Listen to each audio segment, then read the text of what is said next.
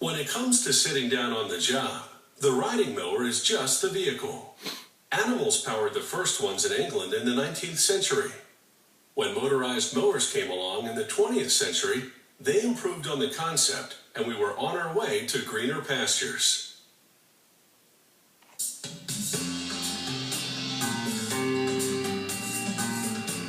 Step behind the controls of a riding mower, and you can tame that unruly lawn without even breaking a sweat.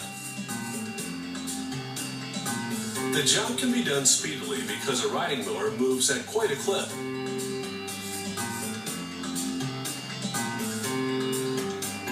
To make one, a robot delivers a sheet of steel to a die. The die closes with 1,000 tons of force to make a big impression.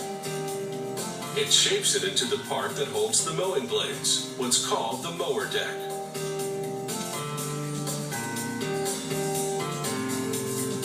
They transfer the mower decks to a series of presses.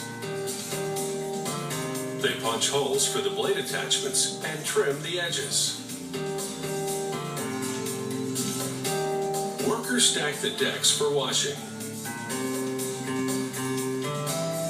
After a treatment with a chemical rust inhibitor, it's time to plunge them into a primer solution. The overhead rack delivers a negative charge to the decks, while the primer has a positive charge, which draws it onto the decks in an even coat. This is called electrostatic painting. They assemble 3 spindles to mowing blades and hoist a mower deck over the blade assemblies. They bolt the head of each blade subassembly to the mower deck. Then they thread rubber belts around pulleys to drive the blades. Assembly continues with gauge wheels, a protected belt casing, and a chute for the cut grass. Next, they clamp a set of steel rails along with some attachments to a welding table. The welding table swings around to an awaiting crew of robots. The robots move in and weld the attachments to the rails. These rails will serve as the framework for the riding mower. The attachments are for the front wheels. Once the rails have been primed, an overhead conveyor takes them into a paint booth. Nozzles spray a powder paint onto the parts for an enamel-like finish. The powder that doesn't stick is recycled.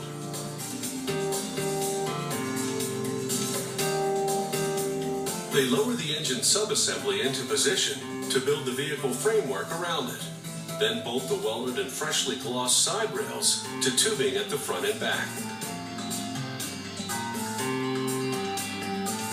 They attach the footrest to the frame, then install the platform for the seat.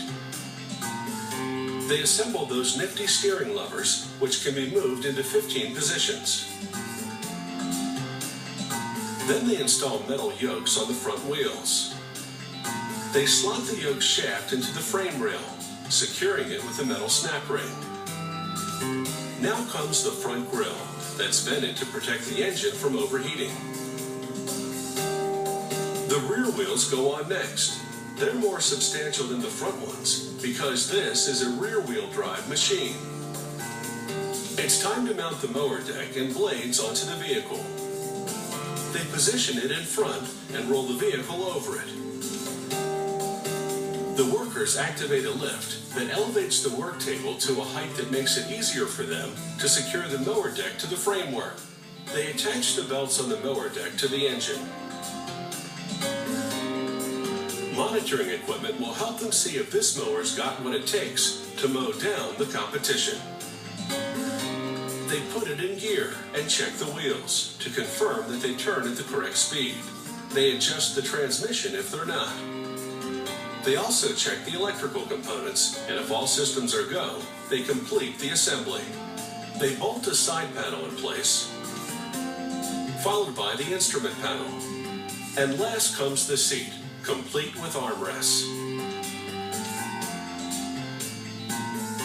It takes 72 minutes to assemble one of these riding mowers, and it should be good for at least a decade of mowing. Good thing, because its workload is constantly growing.